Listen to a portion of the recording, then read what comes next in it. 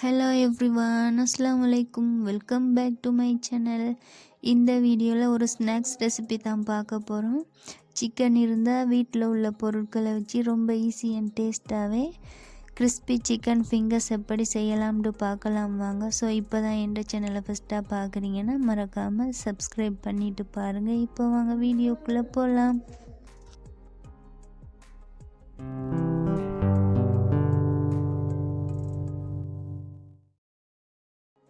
இந்த crispy chicken fingers செய்கிறதுக்கு நான் போன் இல்லாத போன்லெஸ் சிக்கன் 200 கிராம் எடுத்து வச்சுருக்கேன். அதை இந்த மாதிரி ஸ்லைஸாக கட் பண்ணி எடுத்துக்கொள்ளலாம். முக்கியமாக சிக்கனை இந்த மாதிரி கட் பண்ணி எடுக்கிறதுனால குயிக்காகவே ஃப்ரை ஆகிடும், அதிக டைம் எடுக்காது. இப்போ சிக்கனை மேரினேட் பண்ணி வைக்கலாம். ஒரு மிக்சிங் பவுலில் சிக்கன் சேர்த்துட்டு சிக்கனுக்கு தேவையான அளவு சால்ட் ஆட் பண்ணி கொள்ளுங்க. அடுத்தது பார்த்திங்கன்னா அரை டீஸ்பூன் அளவு மஞ்சள் சேர்த்துட்டு ஒரு அரை டீஸ்பூன் சில்லி பவுடர் ஆட் பண்ணி கொள்ளலாம். 1/4 டீஸ்பூன் கரம் மசாலா ஆட் பண்ணிவிட்டு அண்ட் அது கூட அரை டீஸ்பூன் மிளகுத்தூள் ஆட் பண்ணி கொள்ளலாம். 1 table spoon ginger garlic paste add பண்ணி கொள்ளுங்க. அண்ட் அது கூட ஒரு 1/2 லெமன் பிழிஞ்சி விட்டு கொள்ளலாம். நான் சொன்ன அளவுகள் எல்லாமே 200 கிராம் சிக்கனுக்கு தான். எல்லாம் சேர்த்ததுக்கப்புறமா நல்லாவே மிக்ஸ் பண்ணிவிட்டு ஒரு 1 ஹவருக்கு ரெஸ்ட் பண்ண விடலாம். ஒரு 1 ஹவருக்கு அப்புறமா ஒரு அரை கப் அளவு கோதுமை மாவு எடுத்து தேவையான அளவு சால்ட் ஆட் பண்ணிவிட்டு இந்த மாதிரி மிக்ஸ் பண்ணி விடுங்க. மிக்ஸ் பண்ணதுக்கப்புறமா நாம் மேரினேட் பண்ணி வச்சுருந்த சிக்கனை எடுத்து இந்த மாதிரி கோதுமை மாவில் சேர்த்து நல்லாவே மிக்ஸ் பண்ணி விடுங்க.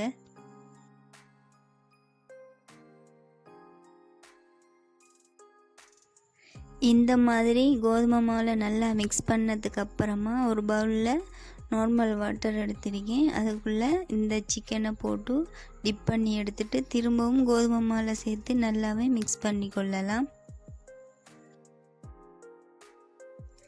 பாருங்கள், சிக்கனை இந்த மாதிரி மிக்ஸ் பண்ணி எடுத்துக்கொள்ளணும்.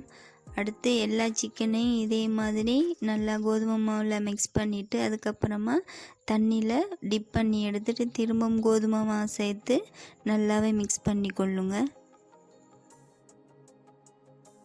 நாம் இந்த மாதிரி சிக்கனை செய்யும்போது நல்ல கிறிஸ்பியாகவே இந்த கிறிஸ்பி சிக்கன் ஃபிங்கர்ஸ் நமக்கு பர்ஃபெக்டாக கிடைக்கும்.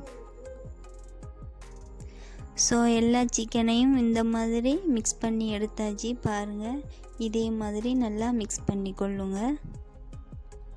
நெக்ஸ்ட் ஃப்ரை பண்ண ஸ்டார்ட் பண்ணலாம்.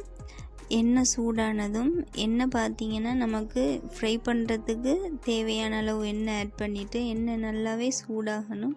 சூடாகினதுக்கப்புறமா நம்ம ஒவ்வொன்றா சேர்த்து ஃப்ரை பண்ணி எடுத்துக்கொள்ளலாம். ஒரு 2 நிமிஷத்துக்கு அப்புறமா இந்த மாதிரி திருப்பி போட்டு ஃப்ரை பண்ணி கொள்ளுங்க. ஒரு லைட்டான கோல்டன் ப்ரௌன் கலர் வரும் வரைக்கும் ஃப்ரை பண்ணி எடுத்துக்கொள்ளலாம். பாருங்கள், இந்த மாதிரி ஃப்ரை ஆகிருக்கணும். இப்போ ஒரு பிளேட்டுக்கு மாற்றி கொள்ளலாம். எகெயின் அதே மாதிரி மிச்சமாக இருக்கிற சிக்கன் துண்டுகளை ஃப்ரை பண்ணி எடுத்துக்கொள்ளலாம். ஸ்டவ் மீடியம் ஃப்ளேமில் வச்சு ஃப்ரை பண்ணி கொள்ளுங்க, ஹை ஃப்ளேமில் வச்சிடாதீங்க. ஸோ ஏன்னு பார்த்தீங்கன்னா நாம் ஹை ஃப்ளேமில் வச்சு ஃப்ரை பண்ணும்போது மேலுக்கு கிறிஸ்பியாகவே இருக்கும், உள்ளுக்க சிக்கன் வேகாமல் இருக்கும். ஸோ பார்த்து ஃப்ரை பண்ணி எடுத்துக்கொள்ளுங்க. பாருங்கள், பர்ஃபெக்டான கிறிஸ்பி சிக்கன் ஃபிங்கர்ஸ் ரெடி ஆகிட்டு. இந்த மாதிரி உங்கள் குட்டீஸ்களுக்கும் செஞ்சு கொடுத்து பாருங்கள், ரொம்பவே என்ஜாய் பண்ணி சாப்பிடுவாங்க. ரொம்ப டேஸ்ட்டாகவே இருக்கும். சிக்கன் இருந்தால் இந்த மாதிரி ட்ரை பண்ணி பாருங்கள்.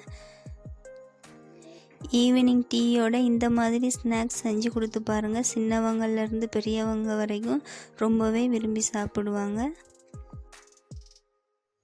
ஸோ அவ்வளவு தான். இன்னும் ஒரு சூப்பரான ரெசிபி உண்டுல உங்கள் எல்லாரையும் சந்திக்கிறேன். இந்த வீடியோ பிடிச்சிருந்தா லைக் பண்ணுங்கள், ஷேர் பண்ணுங்கள், மறக்காமல் சப்ஸ்கிரைப் பண்ணுங்கள். தேங்க்ஸ் ஃபார் வாட்சிங்.